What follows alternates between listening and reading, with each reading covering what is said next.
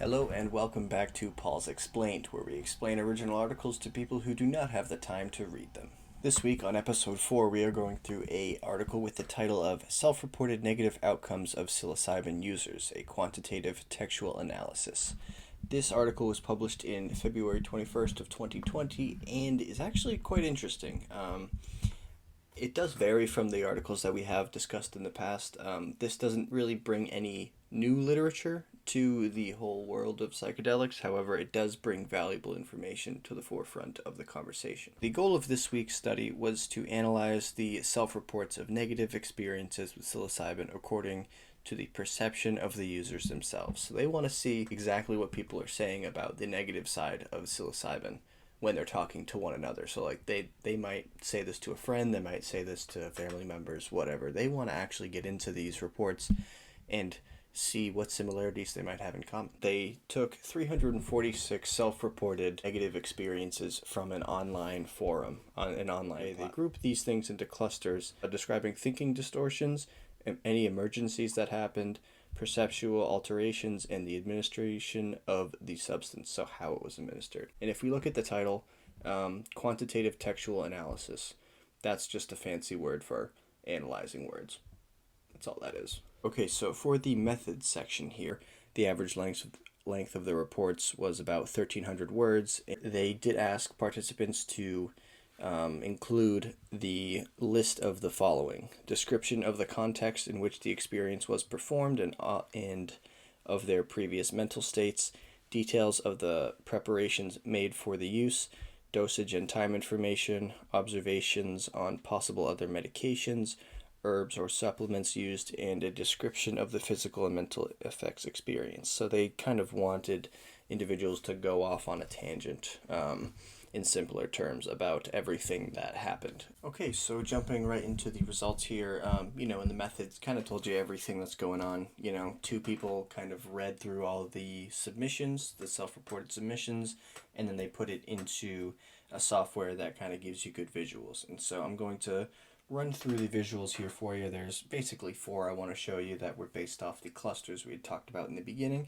So number 1 here, we have cluster 1, which is the feel and think cluster. So you can basically see how they organize things there. So, and the numbers you see rotating around the axis there are just the number of people who mentioned, or the number of occurrences. For example, feeling and reality, those words were associated 35 times with each other.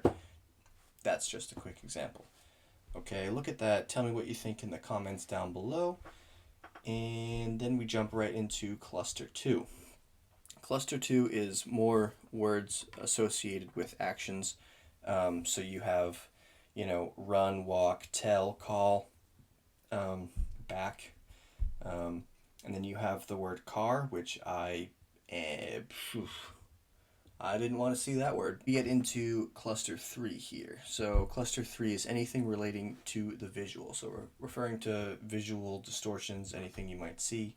So you have eye, face, pattern, color, and light. And so you can see all the associations between those and the number of times they occurred.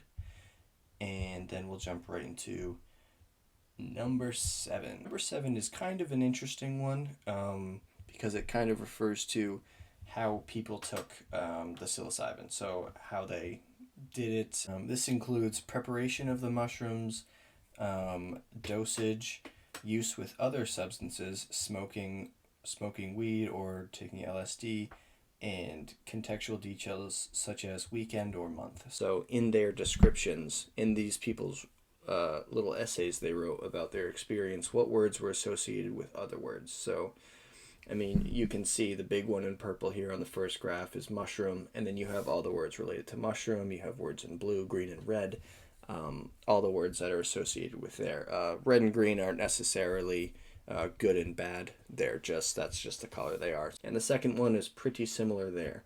Their limitations section is a mile long. Okay, and obviously, one of the biggest limitations is that it's self-reported and that the setting is not controlled for. And people are going to do things that may put them in harm's way.